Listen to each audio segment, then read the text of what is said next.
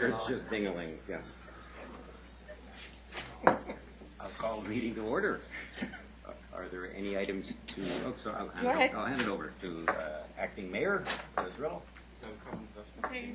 So any items to add to the agenda? Nope. Okay. It's that one. Not that there's room to be added. No. We just have to move some stickies. Yeah.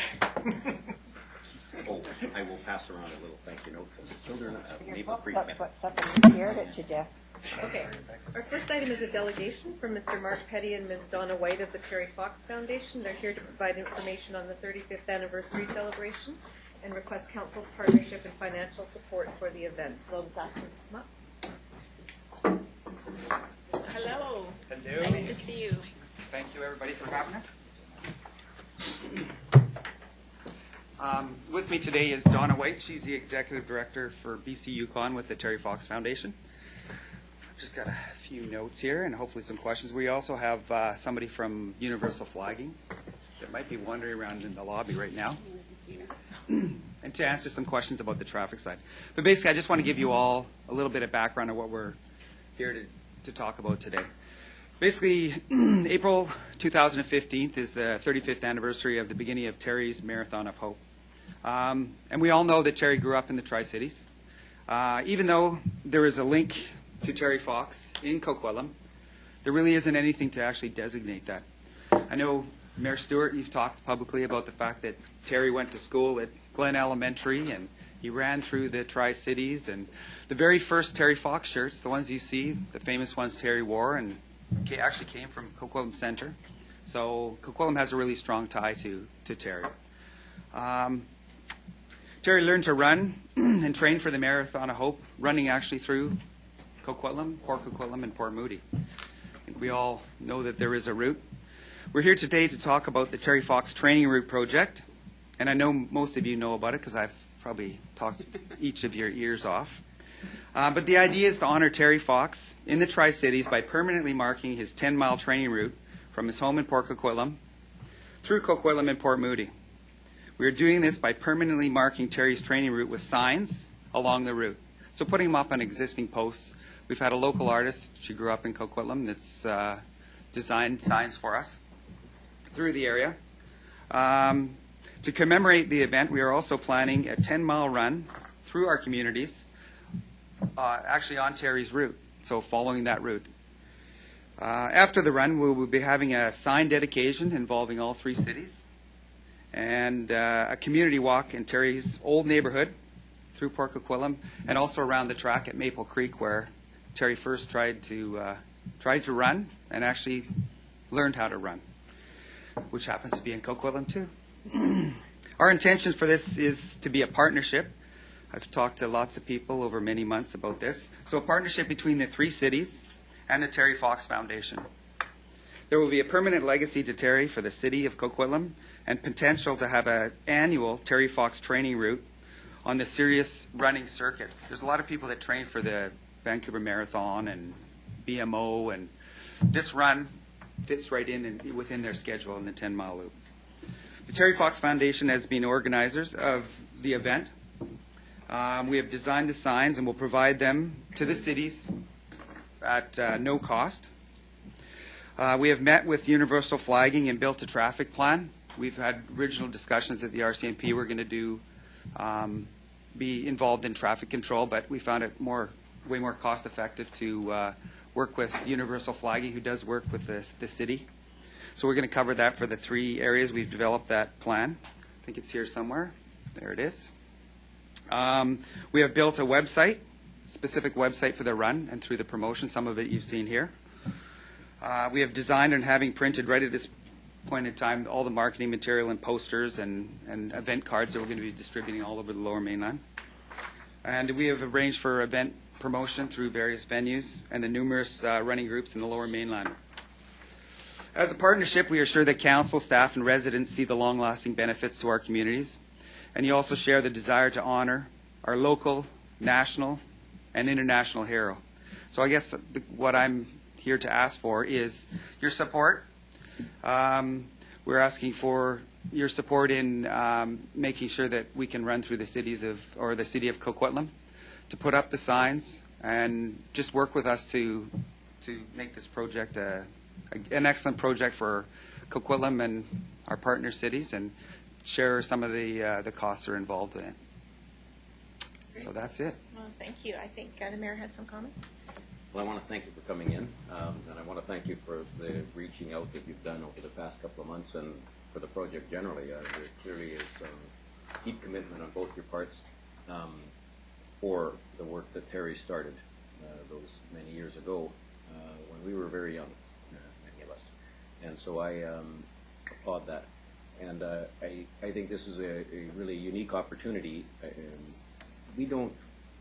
There isn't a way in which a tourist that wants to come and see where Terry grew up can see Terry very much. They can go to the Terry Fox Library and a high school named after him, but that inbound tourist, if we'll call him that, doesn't get a chance to celebrate Terry very much. And I think this is a great opportunity to do it. So let's figure out a way. Excellent. And just on that, I just brought an example of the type of signs that we're looking at. What I would like is them to be also inside City Hall. Like when you come in the lobby of City Hall, just have a sign, Terry Fox training route in all our 3 cities. And then we need a little direction as to where we can put the signs. Obviously on Glen, Terry used to run down Glen, but Glen is a little different than it was back then. So in the pedestrian areas, we're going to have Terry trivia on the bottom of it, like how many miles he ran, and you saw some of the stuff, things that were actually out of his diary. So in the areas that have lots of pedestrian flow, we'd like to put some trivia along there. So it'll actually add to what you're saying, Mayor Stewart, in that people will actually learn a little bit about some of those unknown Terry facts when they're coming through Coquitlam. Well, there's still one block of Glen that is as it was. This particular route is Terry's training route. We found that in his diaries too. Originally we started to look at this event as a half marathon, but he's clearly written in his journals that this was a 10-mile route he went out and did. And not only did he do this on a daily basis, he went out and did this sometimes 2 and 3 times in a day. So the fact that he ran through more than 3,000 kilometers in training in preparation for the Marathon of Hope, and all of that done right here in these communities. Thank you. Councillor O'Neill. Yes, thank you. Sounds like a fantastic project. I'm certainly supporting it. I'm just having a little trouble understanding the map here. Are those green dots on the map? That's I think they're just intersections that will be controlled. This was put together by Universal Flagging for us through the section coming through Coquitlam in particular. Right. Okay. And how many signs do you propose putting up along the streets? For Coquitlam, we're looking at about 24 signs in the Coquitlam section of the route. Okay. 24 to 30 signs. You've been in touch with our engineering department on that. Yeah, we've been working closely with Linda Baker. She's been excellent helping us guide through this. That's not engineering. But No, but Linda's been... She's pointing us in the right direction. But Dan's been there too. Okay, There's good. Mr. Mooney. Excellent. Good. Benita. Okay, thank you. That's all.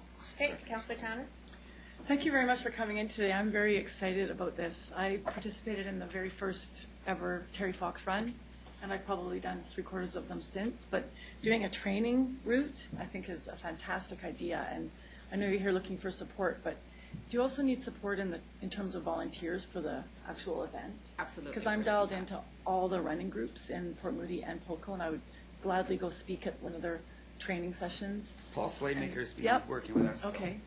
And the running room on Westwood? Yeah. Okay. And we'll reach out to Kintec as well, all the running stores. Perfect. in You've the got it all community, covered so then. We're hoping. Okay. But if you've got connections and a place that you can go out and speak, or we can have somebody come out and speak about the event to encourage people to come out and volunteer, absolutely, we would love that. Awesome. I look forward to it. Thank you. Councillor Reid. And you're going to have a walking route too, right? We are having a walking group too, as opposed, this differs very different from the Terry Fox run in September, that this is more geared towards the serious runner. It's different to go out and run 5-10K at the Terry Fox run. This is a 10-mile, 16-kilometer route. So there is an opportunity for people who would like to walk and for families to start at Westwood Elementary School, a loop around down Hastings, down Morrill Street and the house that Terry grew up in, as well as a loop around the track at Maple Creek Middle School, which is the track, as Mark said, that Terry Which learned to brings run. me to my point. Where are you going to put this signing book? Because I think that would be a really neat thing to have somewhere they could go, like Maple Creek is such a wonderful little school. They have such great programs. They just do wonderful things at that school. And I'm wondering if there's some way we could have a signing book, you know, for folks that are coming in to go there. Just that day or permanently, or? I don't know, that Come to day or visit the permanently community? or something. I'd like to see them get a bit of recognition because, boy, there's no school that goes further to create, you know, the vision that he had as well. Not something we've looked at, but something we could definitely take a look at.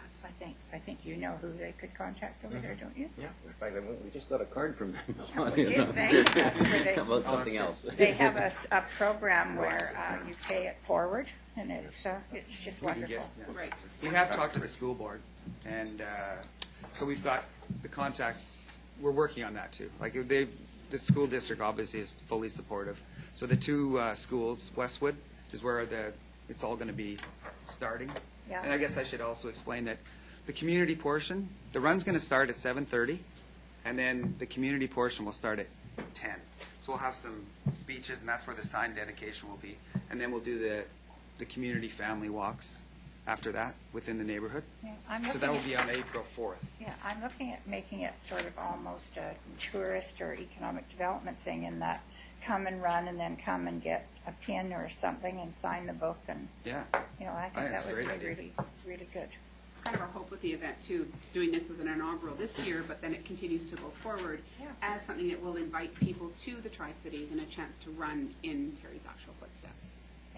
Okay, I was thinking on that side, just on the planning side, I thought it also made sense to maybe one year started in Coquitlam, the next year started in Port Moody, the next year started in Port Coquitlam. Just on if we're doing it as an annual event, that might help on the well, I think organizing it has to side. be authentic though, so wherever he ran is For where, sure. It will be on the where they roofs. run, For and sure. then they have a little pin and Welcome's sign right by it. here. Yeah, and well, I mean, So- come in, sign the book, and yeah, Definitely a good idea. I think that would be a great thing for people. Put us on the map. I was going to say, maybe we could do that at Coquitlam City Hall. Well, I think we have our tourism person in the room, so that's great. I'm really glad that you're receiving it, because that's really the goal is to identify Terry's training route, but also, do something with this. Like, it does have great potential for people coming to Coquitlam just to say, wow. And then, you know what, I visualize it, at Pine Tree and Glen, on the four corners where people are driving up the road, they look on the side of the road, there's a picture that you saw of Terry Fox, and people will be able to say, hey, wow, this is what it is. That's awesome that you're, Where they could go and sign up for a run and, or even walk Put a pin down the and street, walk walk and- yeah. down the route, or, perfect. so, thank you. Thank you, Councillor Hodge. I think this is great. As you know, somewhere, I will find that photo for you. I do have a picture of him running that route somewhere. It's down near Eagle Ridge, where Eagle Ridge Hospital is today. So we'll try and find it. The other ones I found, I've been able to turn over to the foundation. But the one that I have not been able to find is the picture of him training. Awesome. And took that one morning. I was out driving around, and there was this guy on one leg running down the side of the road, and we snapped it for the paper. So Be awesome we'll for try April to find 4th. it. Yeah. So we'll try to find that. Thank you, Councillor Hodge. And Councillor Marsden. I think it's a great initiative, and I appreciate the run component to it, and Councilor Reed's comments about the economic impact that it can have in bringing activity here.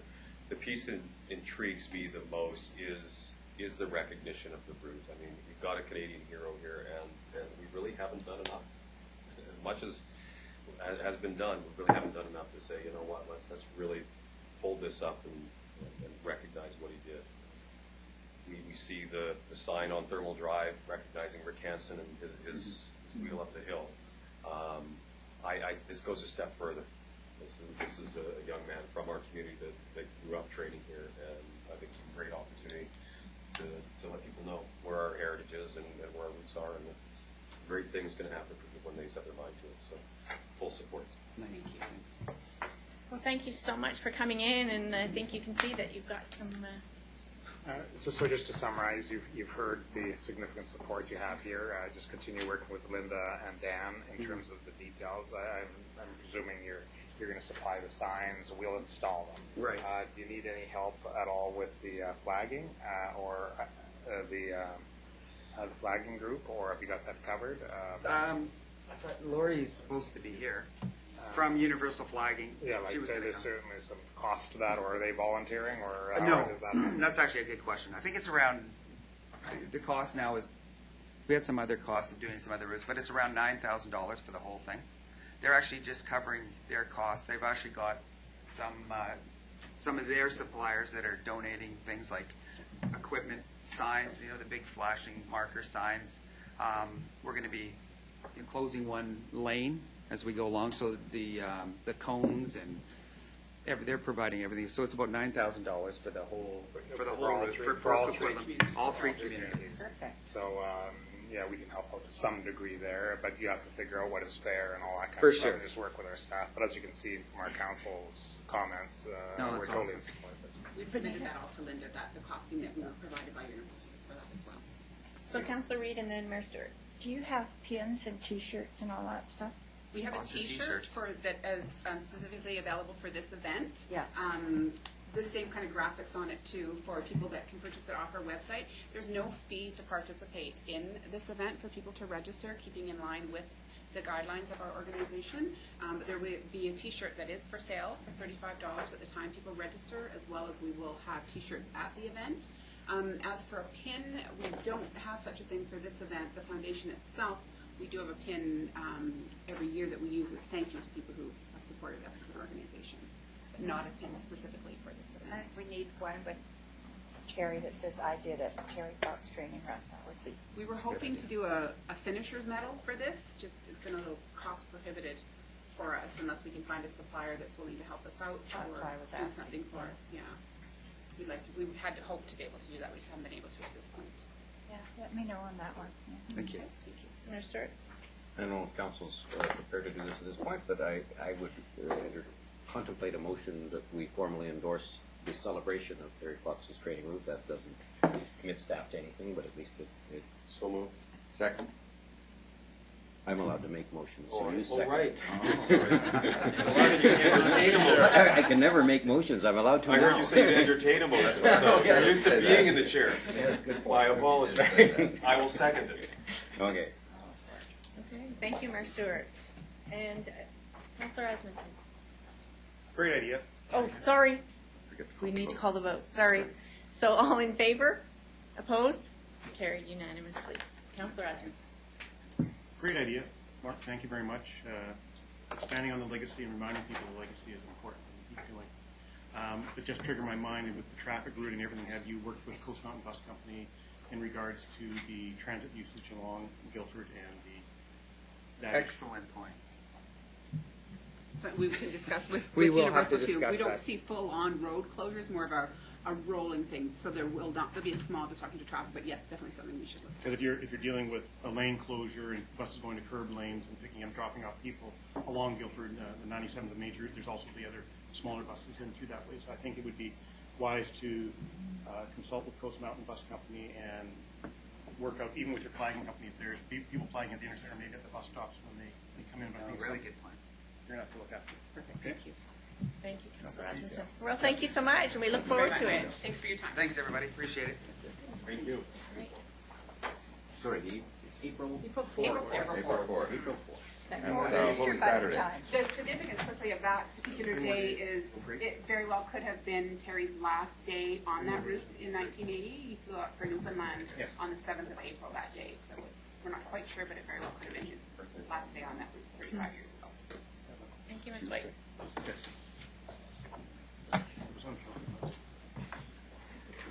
All right. Item 2 are minutes of the council and committee meeting held Monday, February 23rd. The recommendation is that the committee approve those minutes. So moved. Second. All in favor? Opposed? Carried unanimously.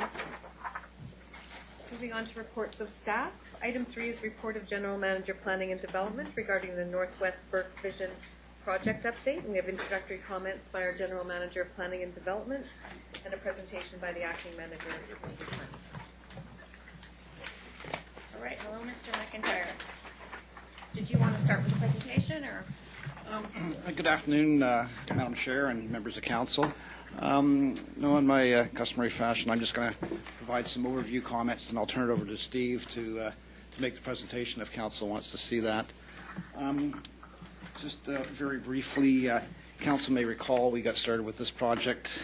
It was early last year, and it's being undertaken in 3 phases, and Steve will, in his presentation, will do a recap of those phases. The study area, Northwest Burke, and primarily for benefit of new council members, it's that area outside the 4 neighborhoods in Northeast Coquitlam. There's the Northeast Coquitlam Area Plan, NECAP, identified 4 neighborhoods on Burke Mountain, Upper and Lower Hyde, Smiling Creek, and Parting Creek.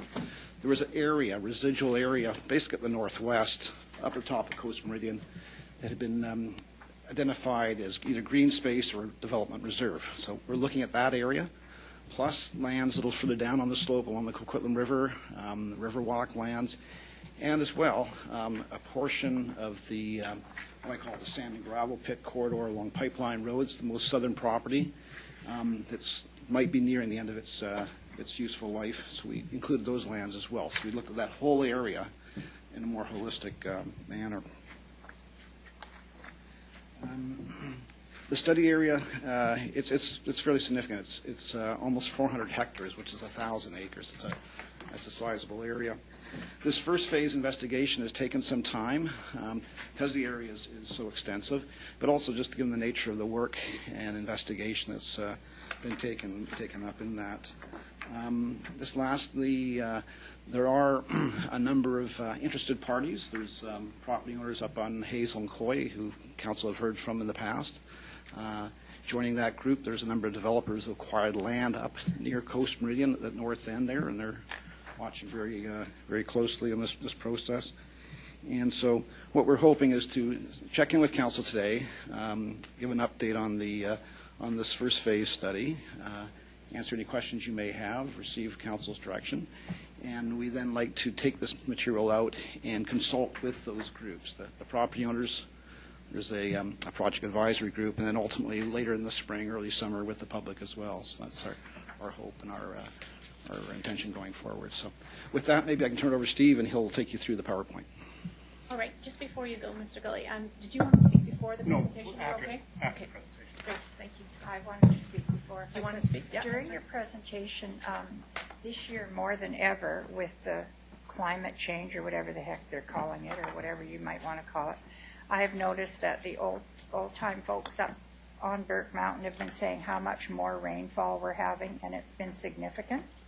I don't know how much of that you took into consideration when doing this, and we're talking steep slopes, but as you go through this, I'd be really interested in knowing just where this could affect us more than something that we would ever have anticipated. Thank you very much. All right. Did you want me to keep you on the speaker list, Councillor Reid, for... No, that's all I wanted. I just want to... All right. Thank you, Mr. Gully. Good afternoon, Mayor and Council. So as Jim mentioned, we're here to provide an update on the Northwest Burke Vision project. Not sure I'm being heard. For background and context, I'll just begin with a quick overview of the vision process itself, and then I'll get into just a high-level overview of the findings of the constraints and opportunities analysis that we undertook. As I move through the presentation, it may be helpful if you turn to page 30 of the Constraints and Opportunities report. It provides a summary of the constraints and opportunities. So to begin with, as Jim mentioned, the vision area encompasses just under 400 hectares of land and is bound by Pinecone Burke Provincial Park. It's attachment 2. It's bound by Pinecone Provincial Park to the north and east, the Partington Creek, Smiling Creek, and Upper Hyde Creek neighborhoods to the south, and extends west across the Coquitlam River to include the quarry lands. A key objective of the visioning process is to take a holistic approach to the planning of the 400 or so hectares. This includes identifying generalized land uses, determining access to lands beyond, developing a utilities concept, identifying environmentally sensitive areas, establishing a phasing plan, and staff are also drawing on the work of the Parks Master Plan implementation strategy and other initiatives to begin to identify the need for public facilities in this vision area. The visioning process is being prepared in 3 phases, and we are with the goal of completing phase 3 by the end of 2015. We're just wrapping up phase 1, This is the background research phase. Public consultation to date has included several project advisory group meetings, including a tour of the vision area itself and a property owners workshop. We plan on wrapping up phase 1 with another project advisory group meeting, workshop with the property owners, as well as a community information session. Phase 2 is the ideas and options phase, and this is where we'll explore land use, access, and servicing options for the vision area. And phase 3 is where we will finalize the vision itself, including a phasing plan. So, as mentioned earlier, a key product of phase 1 is the constraints and opportunities analysis. This is a foundational piece of work that will guide land use, utility servicing, and access planning in phase 2 of this project. The constraints and opportunities analysis included a review of the environmental characteristics of the vision area, including slope conditions such as unstable slopes that can produce debris flows resulting in runouts. We also looked at the floodplain of the Coquitlam River, began mapping the numerous water courses in the area, and assessed the vegetation and wildlife of the area, including species at risk. The analysis draws on existing data. This includes GIS mapping as well as provincial and city data sources. For instance, a floodplain study recently completed by the city for another project was a valuable data source for this particular project. Some preliminary fieldwork was undertaken, but due to the size of the vision area, further work will be required at the detailed planning stages. So for the purpose of the analysis, the vision area was divided into 11 sub-areas based on natural boundaries such as topography and the Coquitlam River.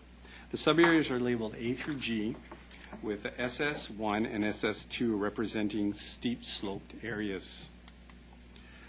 Turning our attention to some of the key findings of the constraints and opportunities analysis, one of the issues that we looked at were slopes. Throughout the vision area, there are a number of sub-areas with steep and unstable slopes. These slopes are prone to bank failures, which can result in landslides or debris runout. In some cases, these steep sloped areas exceed our bylaws in terms of urban development and acceptable road grades, and this is an important issue that we'll have to take into account as we look at land use and access options in phase 2 of the project. That said, slopes do provide a number of opportunities, including the preservation of natural areas, recreation opportunities, and view potential. So rivers and streams were another issue that we looked at. Water courses in the area include the Coquitlam River along with numerous streams.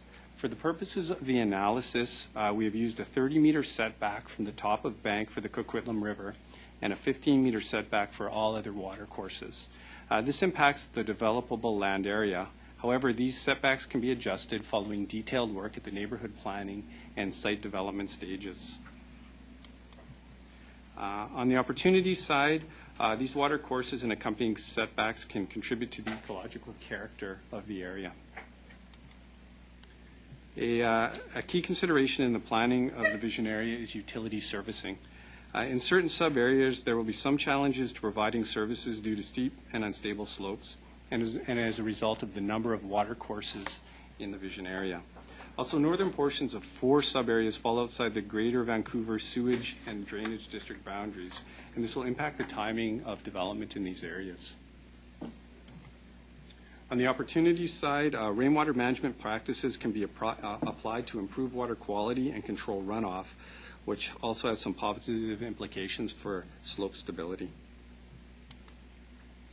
In terms of access, steep slopes make the planning of the road network challenging in 7 of the 11 sub-areas. As we look at access options in Phase 2, we'll find that in some cases, these steep sloped areas exceed our bylaws in terms of acceptable road grades. So on the opportunity side, through the visioning process, we have the opportunity to begin planning for improved access to Burke Provincial Park. This is optimal timing as the provincial government is currently preparing a master plan for the park.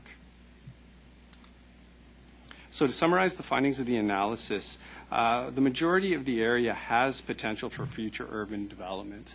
However, we end up with 3 broad categories of land. Land that is constrained, land that is unconstrained, and areas that have potential constraints.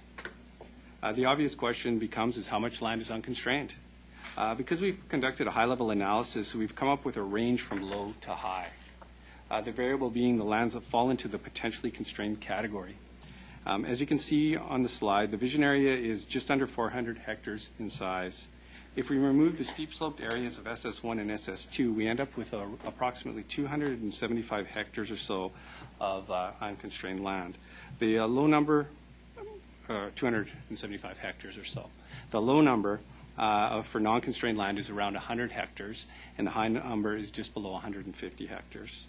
So we'll have to continue to modify these numbers as we work through phases 2 and 3 of the project. So in terms of next steps, the intention is to continue the next round of public consultation over the months of March, April, and potentially into May. This would include a project advisory group meeting, a property owners workshop, and a community information session. We will then begin phase 2, which will involve exploring ideas and options related to land use, access, and servicing. And a housing market assessment and financial feasibility analysis will also be undertaken as part of phase 2. So that is an overview of the constraints and opportunities analysis, and I'll turn it back to the chair. I'd like to thank you for keeping that so terse and informative. Councillor Asmundson, you're first. Thank you very much. Gentlemen, I want to thank you for what I think is a very good foundational starting document. So I think, as you explained, it's a very high-level geotechnical, environmental document laying out where we're at here. And what I did like, and I know it's part of the analysis, I've been through a few of these from neighborhood plans, watershed management plans, and the work. I like the debris run out, the setback from top of bank, because when we look at what's happened in other municipalities a while ago with North Vancouver in the slide and the homes below that, providing that right from the get-go, that safety net, that if anything does happen, that houses will hopefully not be damaged. So when I looked through that and I looked at some of those ideas and constraints as we look forward for safety of the future public living in those areas, I thought was a very excellent idea. And I also realized that being this the first phase, which is the geotechnical, that we'll get more information in the second and third phase. We'll do some more on-the-ground work on this and do some refinements as we move forward, what type of developments, what we could see within these lands, what may not be feasible in some lands, right? When I looked at the area on the Coquitlam River that's been out there for a long time, and I look at the map today from what I originally saw the first proposal a number of years ago in that area, that it's a greater constraint than what was originally envisioned in that area. So I think that's, the landowners, you're going to work through that, but there's just certain planning restraints and environmental restraints are involved in this. The one thing I went through the report, and I guess it comes down to the sewer and drainage being outside the boundaries. Maybe you can answer, maybe Mr. Stevlin can answer, Mr. Dozecki, is, since it's outside the boundary, is that an application the city would make? And is that a long process to move the services into that area? What's involved with that? Mr. Gold. Through the Regional Planning Advisory Committee, we're aware that Metro Vancouver is exploring the feasibility of aligning the sewage boundary with the containment boundary. So that is something that they are looking at. Okay, so that's good. So that'll be good to know, because I think it will help everybody. But I think I'm quite pleased with the report. I don't have any really problems with it at this point. I think it's going to go to those groups, more consultation. You'll get some feedback from some of the people in the audience here today about what they want, and we will refine through that. But as a start, like I said, I think it's one of the better documents in my years in council and prior to council coming forward for that geotechnical environmental review of the area. And I think, Ms. McIntyre, I'm just quite pleased with it. So thank you very much. Councillor O'Neill? Yes, thanks very much. When I found the report really fascinating, and the great amount of detail in there, and well explained. I really appreciated that. It's a heavy council day, and glad that we had this plenty of time to go through it. The recommendation is for us to receive the report and provide feedback.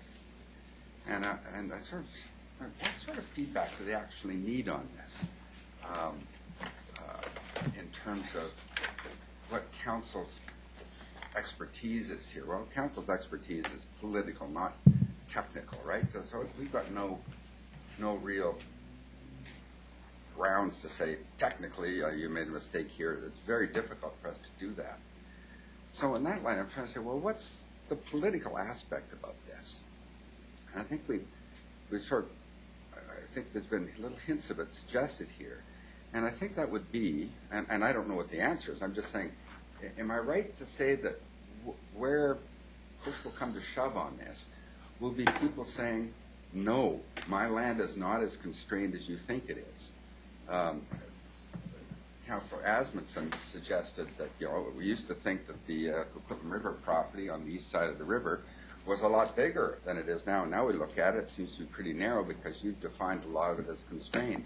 Is that where the friction is going to come on this, about the definition of what is constrained? Maybe I'll take a stab at it. We still have a bit of learning to do in terms of providing really precise recommendations for you.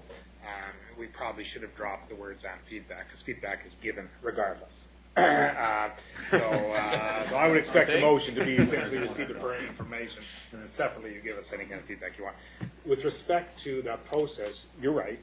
As we move through this process, there will be interests that will be brought to bear in terms of not only exactly how much is developable, or is there alternate approaches to make something developable, which on first glance may not seem to be developable, because there's all sorts of ways of dealing with that. If you spend enough money in terms of slope stabilization, those kind of things, all you have to do is look at certain countries of the world where there's a lot of steep slopes. So that is something that will be worked through as we go forward.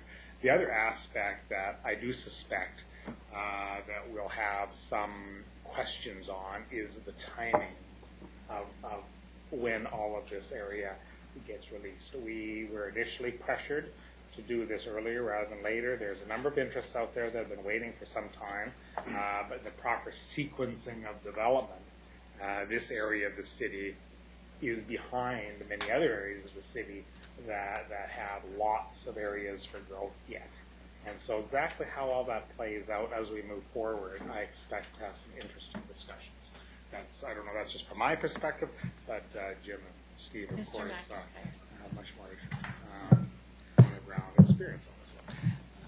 Thanks, Madam Chair. And Pete's correct. We will pay a little closer attention to the wording in our recommendations. But yeah, it goes without saying that we're looking for feedback from council. But first, to your point about the detail. There's a lot of work in that report, a lot of work here in the project team. Steve had his hands full in managing a diverse and changing consultant group. They did good work, but they had to be managed closely, and that was to Steve's credit. We wanted to make sure that this product here was readable, understandable, accessible, obviously for council, but for these groups we're going to be liaising with. So there's a lot of work to get to that point. Anticipating where we're going, I think Pete's touched on some of the points there. This is a very high-level analysis done by our consultants. We did welcome and receive input from some of the other property owners and developers in the area, taking their input in. But now we'll be getting into the stage of sort of comparing our analysis, our mapping with what some of their expectations are. And in the end, yeah, there'll be some debate and some discussion around that. I think also more broadly, too, we need to look at this area. It's not an island. It's in context with the broader northeast Coquitlam and a portion on the west bank of the Coquitlam River, too. It needs to be looked at in that broader context. So it seems to me that some of the slopes that might be identified here as too steep to build on and totally constrained, there might be people who say, well, we can do this and maybe make it developable. And the other aspect that I think would be really important to look at would be these 30-meter setbacks. And how much of that was a sort of an arbitrary subjective figure that you decided on as a good, safe starting place, and how much of it was dictated by regulations or law that are out there? I know for stream setbacks it's certainly dictated, but from the edge of drop-offs, and then I guess there's setbacks from the bottom of the drop-offs as well, so for any debris flow. So how much of that was just your consultants and your safe, good bet starting place, and how much of it is dictated by some regulations that we have or the province or the federal government has? Sure. Some really good questions there, and I'll just take a quick stab at it, and Steve, who's more up on the details, can flesh it out. In terms of the watercourse setbacks, that's based on the provincial and federal riparian areas regulation, which the city has adopted, and that's part of our zoning bylaw. So that was provided to the environmental consultants on the project team to say this is the yardstick, this is the process that the city of Coquitlam utilizes. So they've applied that at a pretty high level. So I think even in the report it talks about moving on. Some of the lands would probably go into more detailed neighborhood planning in the future. Some may proceed right to development, or at some point there would be more specific analysis done at the development stage. And again, it'd be based on the riparian areas regulation for watercourse setbacks, which is from the high water mark. The slopes, that too, I think as Steve mentioned, the city's zoning bylaw, there are some criteria in that where you're not supposed to develop on slopes above a certain percentage. You can. It can be proven out to be safe, and there's a mechanism through the development variance permit process to do just that.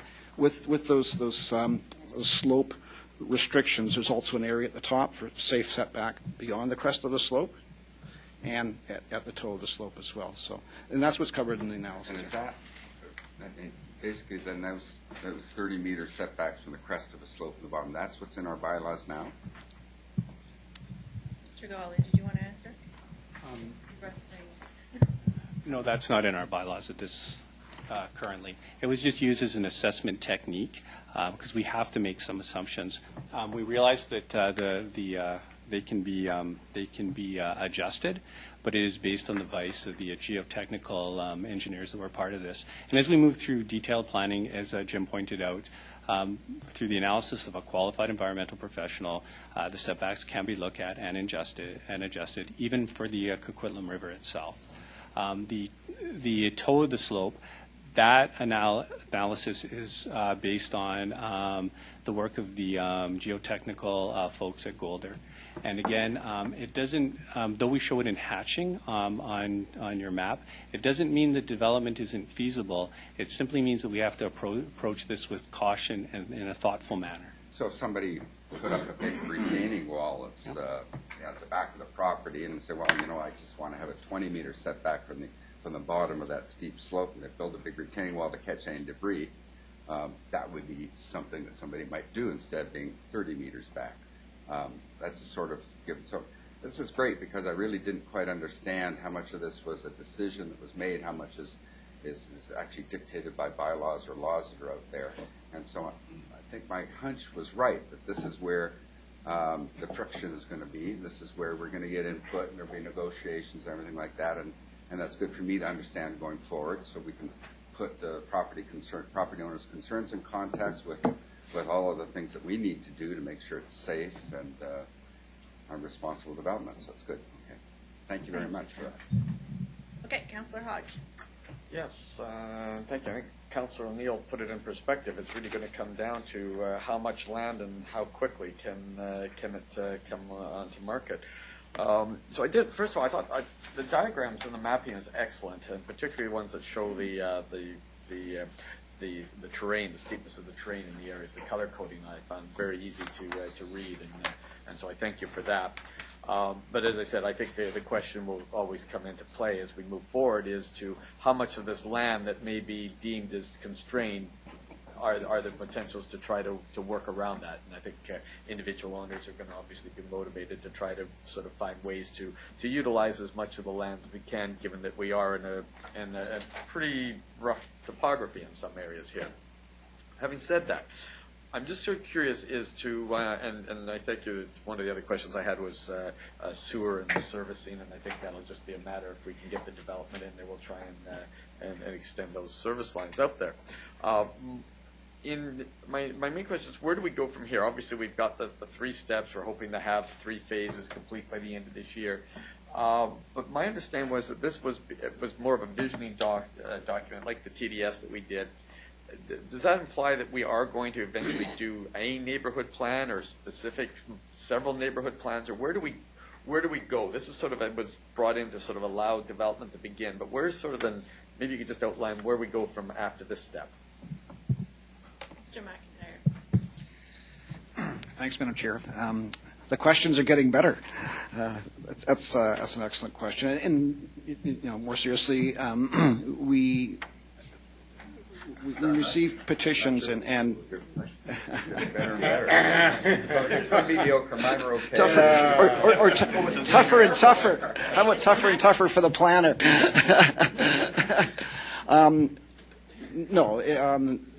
Frankly, there are property owners, and so I refer to it in my opening comments, up at Hazel Coy that have invested in land, and they are anxious and very keen to get going. They've been joined by a number of developers who picked up lands in those areas. We had talked at that time, before we had started the process, because we had our hands full with other projects, is that we wanted to do this work and to hold off on advancing those applications till at least we had this work well in hand. I think that's through to the end of Phase 2. And there may be some lands in those areas that coming out of the next stage of analysis that may suggest themselves as being suitable and feasible for consideration for OCP amendments and rezonings now. And that's what those lands, as at the time I was referring to them as the early release lands, possibly. Above and beyond that, there's areas that are further from existing roads, existing services, lands that may require upgrades or extensions to our water system to be brought online. Those probably would more properly be dealt with through a neighborhood plan process at a later phase. So this is one of the things that we want to pay a lot of attention to. Would be sort of the next steps going forward. We haven't sketched out anything just yet, but those are some of the initial ideas we have. And just off the top of our heads, we would think the bulk of the area would be subject to a full neighborhood planning process. The early release lands, we haven't precisely defined what they would be, but they would be minor in relation to the total area, and it would be just those areas that would logically perhaps be added on to some of the other already existing neighborhood plans, and perhaps have properties that straddle both, or they just logically make sense. But they would be seen as minor in relation to the overall exercise. But based on ability to service, obviously it's still within the containment areas for sewer, that type of thing. That kind of thing, and also some decisions in terms of how do we want to logically sequence development. I mean, we don't have to move forward with that. There will be pressure to move forward with that, and there will be some future decisions along those lines. I'm just looking down to Phase 3. I mean, right now we're in the constraints, and that obviously is what's the key thing is how much land do we have out there, how much we're talking about, and that may be for debate. But Phase 3, we don't get into an actual planning, do we, of suggesting that land in this area could be developed as acreage lots or RS when we don't really get into the ability of just what kind of densities we can put into certain areas or in these unconstrained areas. I mean, at what point do we make that decision? Somebody comes forward and says, I'm near sewer line, my land is relatively flat. Well, at what point do we say, yes, you can have 4,000 square foot lots there or 6,000 square foot? What stage does that come in? Or do we have to wait for a neighborhood planning process? Mr. McIntyre. Again, we don't have the exact formula recipe for that at this point. We're thinking fairly broad brush in terms of land use types. And maybe in some areas and some sites will suggest themselves it might be lesser density or higher density, but no, it's not going to be to that level of detail. It's X number of units per acre or hectare or minimum lot sizes of one size or another. It's more of a broader brush land use options vision. And I noticed that on the staff report here on page 5, top bullet 2, it says the ultimate water course setbacks in the vision area would be determined as part of future hidden neighborhood site and development planning. So that's what led me to believe that was more, because I took neighborhood development planning to mean neighborhood plan. But what we're suggesting here is that could be just planning of a region, not necessarily a neighborhood plan being required to identify some of those then. Through the chair, I think what we're getting at, or endeavoring to get at there, is two possible scenarios. One would be either through the neighborhood planning process, so the bulk of the lands would need to go through that, or there may be some of these lands that was described by the city manager that are close in, that adjacent to existing neighborhood plan areas that are within a water pressure zone. They may then, based on criteria we'd bring forward to council for consideration, could be considered for straight to an OCP amendment, rezoning, development. So in either of those scenarios. We could do that using this as a guiding document, but in advance of a neighborhood plan, much as what we did in Burke-Coquitlam. I think that's going to be one of the challenges of the next phase, and I invite Steve to comment on this too, is just what are those criteria that would differentiate between something that could be considered straight for an OCP amendment versus one that really should await a neighborhood plan process. I don't know, Steve, do you have any comments on it? Yeah, at this point in time, the intention is to flesh those out with the phasing plan of the details of when we have early OCP amendments and when we would require a full neighborhood plan. And as Jim said, we would be laying out criteria to determine what would result in the need for a neighborhood plan as opposed to an early OCP amendment. And that would be tied back to utility servicing and access as well.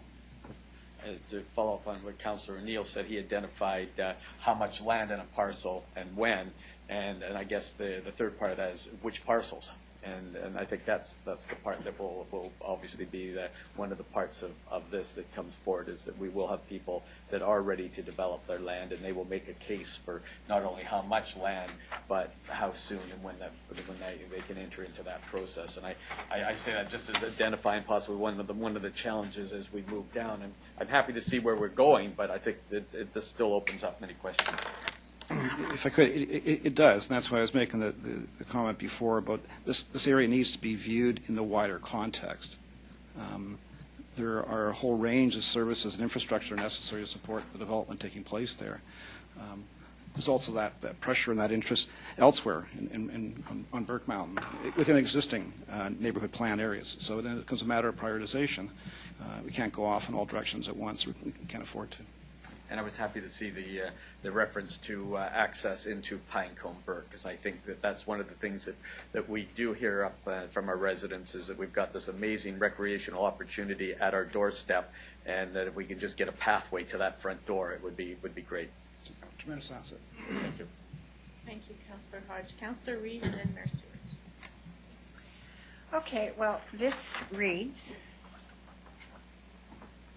constraints and opportunities, and I'm hearing lots about constraints and not a lot about opportunities. So to answer a question that I think Terry brought up a while ago was, what do you want us for? We're not technical geniuses or all that, because this is all very technical.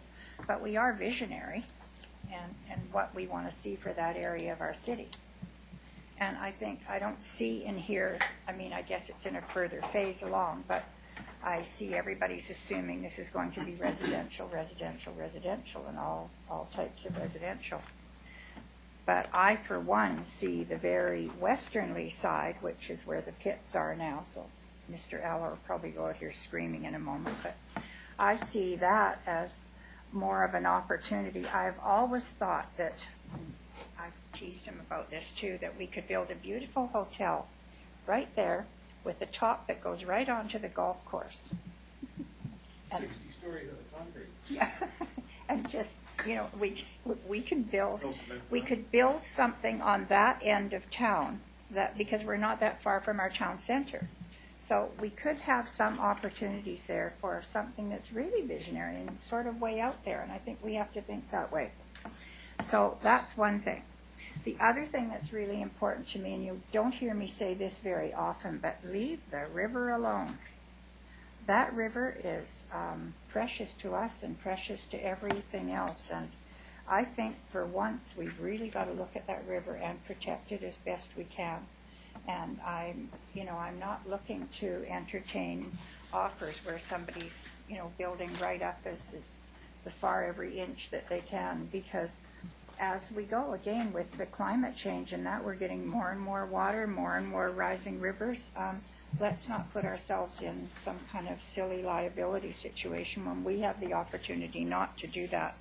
So I'm looking at your, I guess it's number 6, and it's the 30-meter streamside protection, but the 200-year floodplain.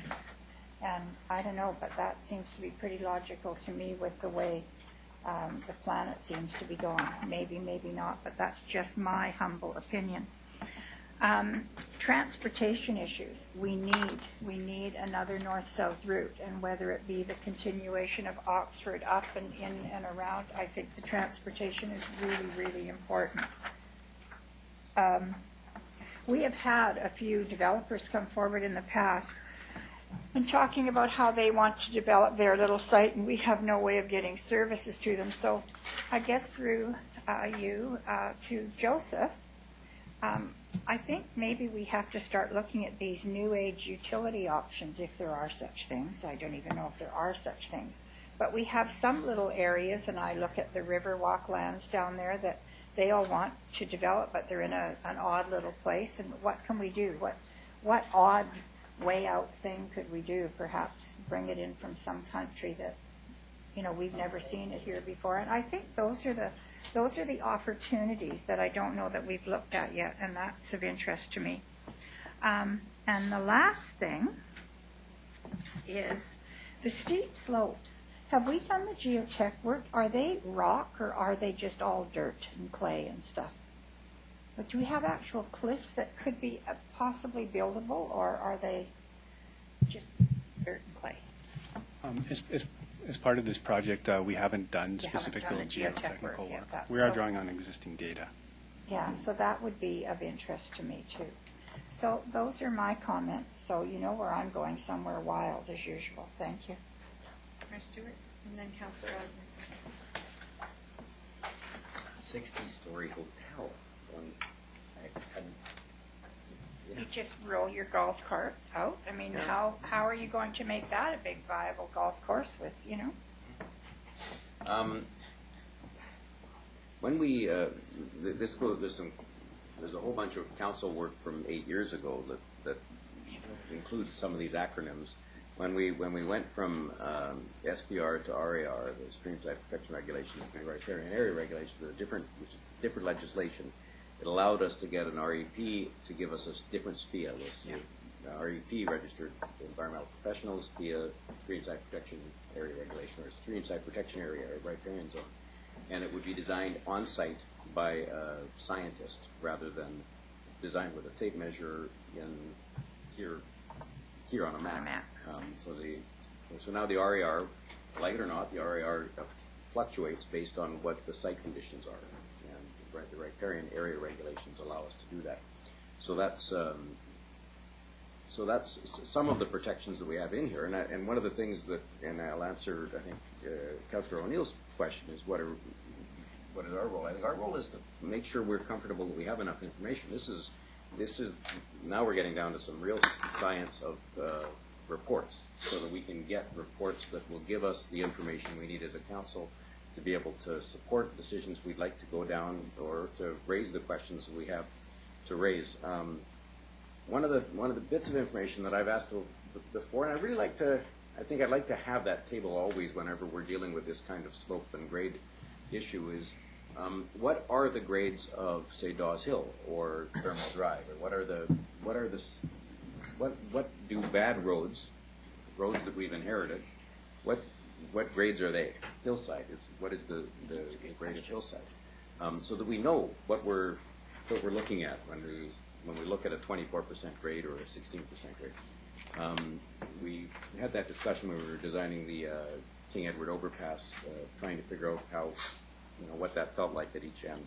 And I think it would make council a little bit more helpful as to know what the grade of Mariner or Thermal Drive or Snake Hill. Because some of us actually live in those neighborhoods. I live on Sorrento, which is an undevelopable piece of land that the city developed a number of years ago. It is a steeply sloped, and it should have been done differently. Perhaps it should have been done with one common retaining wall supporting the grades rather than individual retaining walls. But I think 20 years from now we're going to regret the decision to have allowed each owner to build retaining walls all the way down, separating Sorrento from Monashee, or even Sycamores from Sorrento. Those kinds of grade issues, I think, we're much better off dealing with as we contemplate development, rather than allowing someone to come in and parcel it off, and almost like the lots were originally parceled off in Partington Creek 100 years ago. So that's one of the pieces of information I'd love to have, and I couldn't find many other shortcomings here. I think we've got a really good background now to be able to move forward. I'm in no rush, though. This doesn't appeal to me to move quickly. Mayor Stewart and Councillor Osmondson. Sorry, Madam Chair. Maybe I'll speak to one of the comments there, and I'm sorry we didn't address it earlier. It's been brought up by several councillors now, Mayor Stewart. We wanted to check in with council today with this material to, first inform you just what we have in hand. If there's some questions and some direction, good feedback on roads. That's a great idea to have some references to roads that people know. So we talk about potential roads in this area. We can link that back to an existing roadway. Also, it was really critical that we have this check-in and discussion with council before we start going out with this sort of material, this sort of information to property owners, to the members of the project advisory group, and ultimately in time to the public. So we just wanted to make sure that council was aware and just to take your feedback. And if there's some things that you feel are need more attention, that's great. We appreciate that direction, which we would act on. So we're here today to check in with council before we go anywhere else. So I guess I'm hoping not today, obviously, but at some point, engineering and planning perhaps together work out what does 12% look like, what does 10% looks like the 300 block of Laurentian or whatever, and it gives us an ability to drive. And I know most council members spend a good part of their weekends driving to the various sites. Sure. Thank you. All right, Councillor Osmondson. Well, Mayor Stewart took one of my things. Is I don't think we need, while there's pressure from landowners, I think we have to get this right, so I don't want us to race and make mistakes. I think we want to take your time and make sure you get the information right. I think one of the issues that came up when we talked about this is a visioning document, as we do the planning underneath. My biggest concern, I looked through the report, is about road connectivity. There are some narrow strips of land to get into roads, and how that, because if we let land go ahead prior to having a full road connectivity to service and get into all the other areas, we're hurting ourselves long term in it. What I also have to see is it's rated in here in the next phase 2 is what's going to be the financial implications to the city on some of these more difficult roads getting in and out of there. And those rough assessments, I don't expect to be detailed. I think we have to have an idea of what are those road servicing costs, drainage and that are going to be in there in that next part. The other point, going back to Mr. O'Neill's comment, generally in our bylaw through RAR, we have a default of 30 meters and 15 meters prior to a QEP report going in to analyze. And generally between a fish-bearing stream will be 30 meters, you won't get much, but if it's a non-fish-bearing, you may have the flexibility down to about 10 meters, but that's where your constraints. You get, maybe on a non-fish-bearing, you get down to 10. But that's a lot of work. And this, like I said, I think everybody said this is a very technical report. It's hard for us to give you a lot of direction on this, but I do think coming forward with some of the, making sure we have that road connectivity before we get into anything else, and how even trail pathways, so we have that connectability, serviceability for all the lands in there, rather than developing lands, finding later we can't get a road through to properly service into that land, or the steepness. I think what Mayor Stewart was talking about, is there better, lower ways, and how we're going to do that. So I think this vision document should include some of that beginning work and that type of stuff. Thank you. Thank you, Councillor Osmondson. I move receipt. Second. All in favor? Opposed? Carried. Thank you. Good work. Good work. Excellent. Excellent. Nice work if you can get it.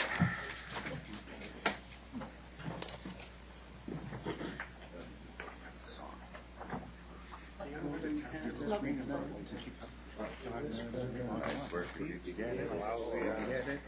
You can set these things for longer. I think it's up to max. All right.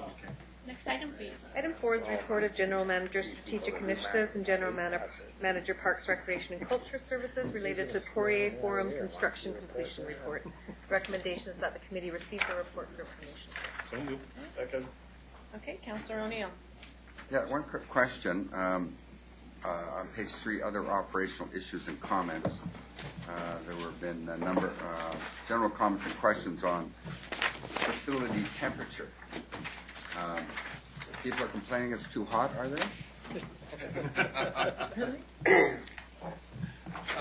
Through the chair, or too cold. We've heard some feedback that it's too cold. Okay. Yeah. It's an unheated structure, and we have not had a real harsh winter. However, having said that, there are still some people that have, said it's a bit too cold for them.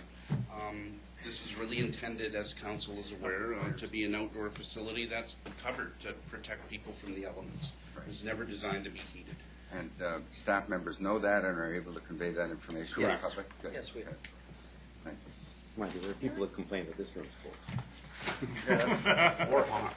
That's. I don't complain. That's my only question. It's the summertime, and nobody complains it'll be too hot. Councillor Hodge.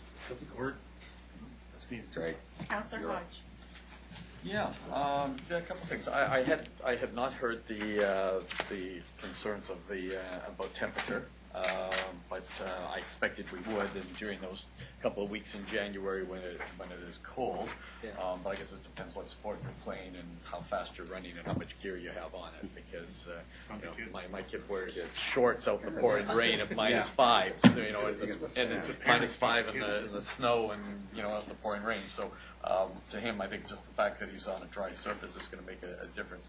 I do on this. I recognize that. One of the things that was discussed when I first saw the inside of the building, I was really happy to see that during the planning, we had enough money, we were able to do that extra sort of metal cladding around the outside for protection. But when we were inside, we noticed that lower 10 feet is still exposed to the inside. And we had talked about the possibility of maybe putting some protective covering over the lower part of the inside, just so we don't have somebody tempted to run a key or do something to it.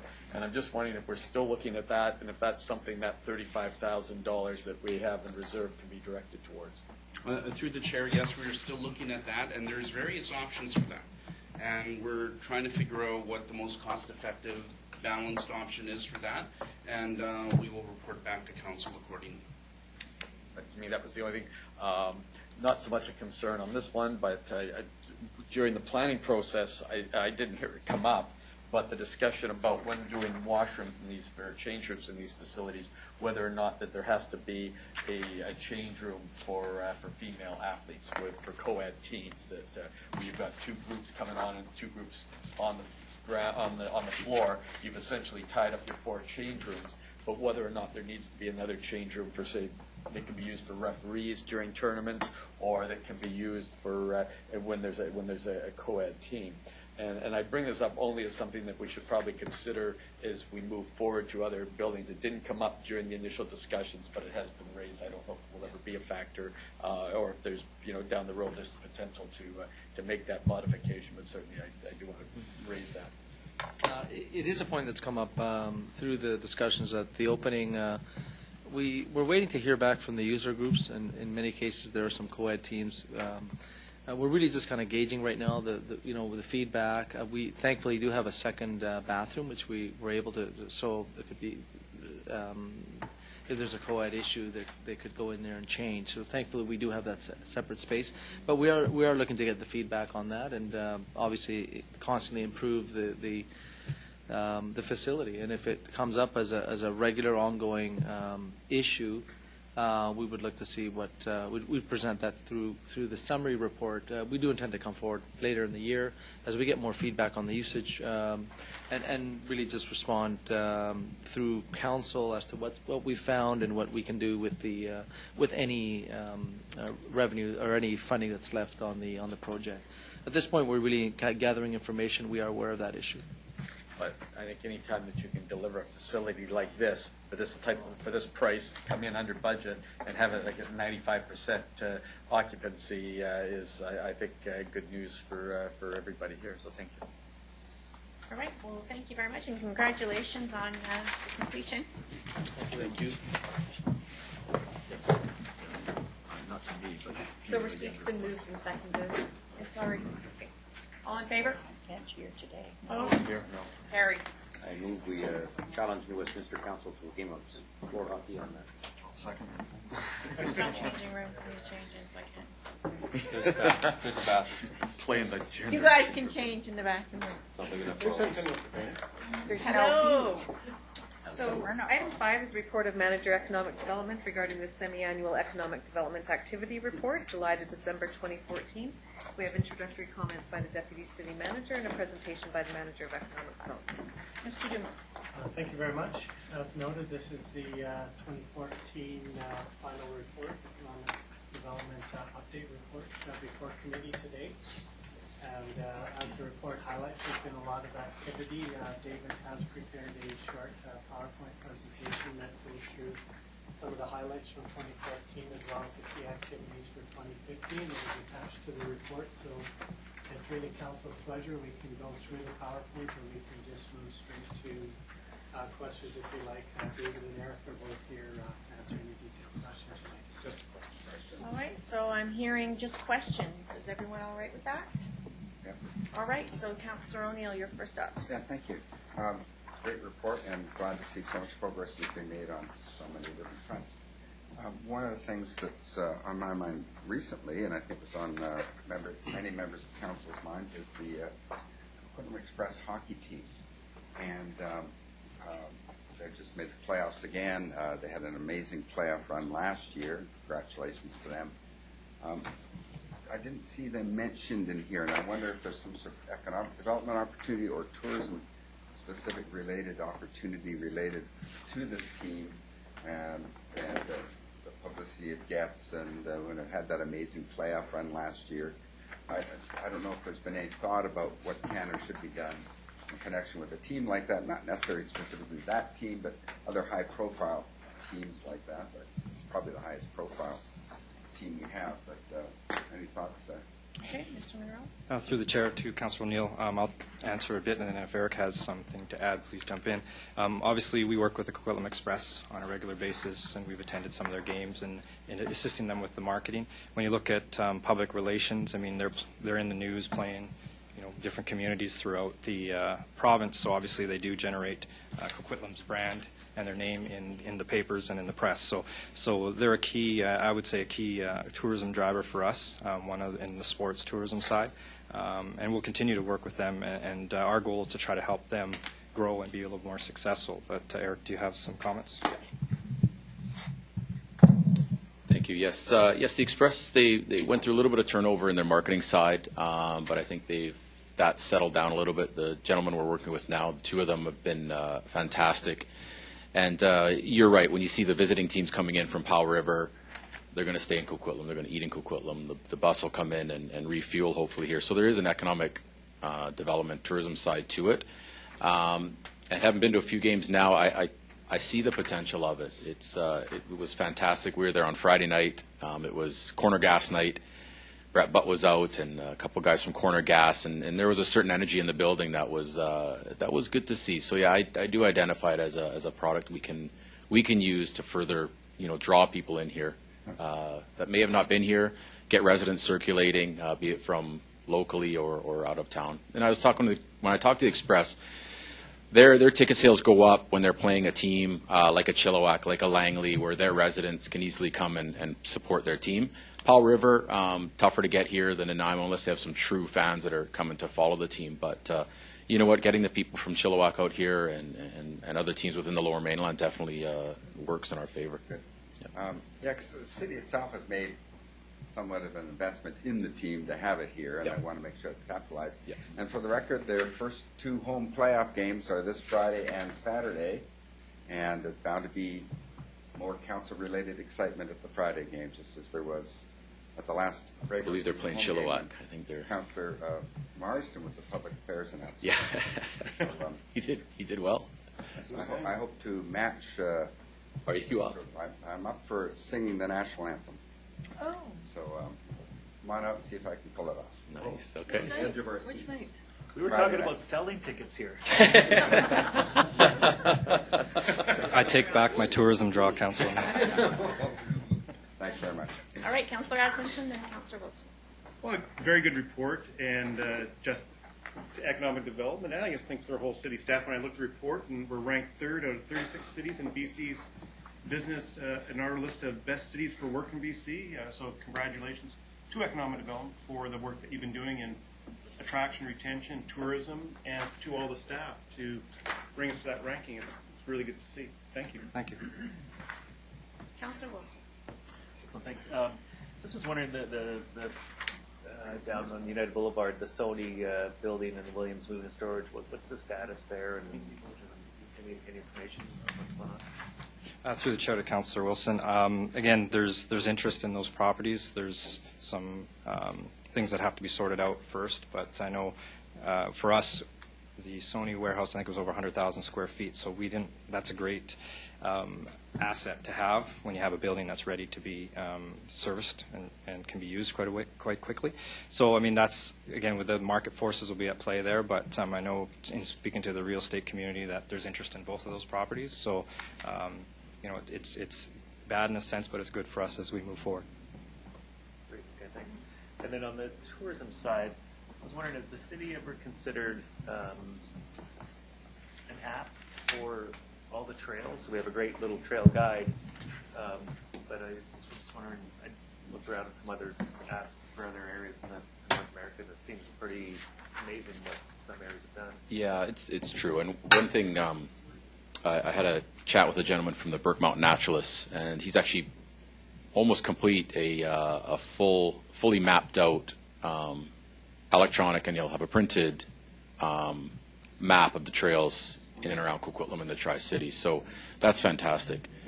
And he'll be attending the workshop on Wednesday as well that I'm hosting. So it was a good connection to make, and they're the experts on that. So that would be the next step, is you have it ready to go where you are and GPS tracked. There's all sorts of programs that you can do to track where you're at and get back safely. He's also on Coquitlam Search and Rescue, so I'm sure he's going to map it out well so people can make their way back. So would we ever consider then taking that and Absolutely. help it make it? Absolutely, yeah. Thanks. All right. Well, Terry Fox, you were in the room. You heard the information about Terry Fox. So perhaps just to keep that in your under your wing there. We don't want that to be alienated or to be floating out there. Yeah. Oh, sorry. Yeah. And other than that, I just wanted to congratulate the whole team for raising the profile of Coquitlam over these last few years. It's just we're hearing more and more about Coquitlam and actually, employment and business coming to Coquitlam. So I really want to congratulate you. I mean, the tourism obviously doing very well, but even for Mr. Monroe on the exposure for Coquitlam, it's just growing and growing. And even the chamber is jumping off of your diving board, so that's wonderful. Thank you so much. One comment, if I may, Madam Chair. I just wanted to thank as well the team that we have. We have 4 or 5 people here working on economic development, and then the contributions of other staff as well. It's making it a lot easier to move things forward. So it's positive feedback, and we appreciate it. Yeah, great. Does anyone else have a comment before we proceed? Okay. Thank you. I move it. I think we all did. All right. All in favor? Proceed. Yeah, we did. That was good. Thank you. Wonderful. Thank you so much. Move adjournment. Second. All in favor? No, All right. no. 10 minutes. Yeah. We're moving adjournment.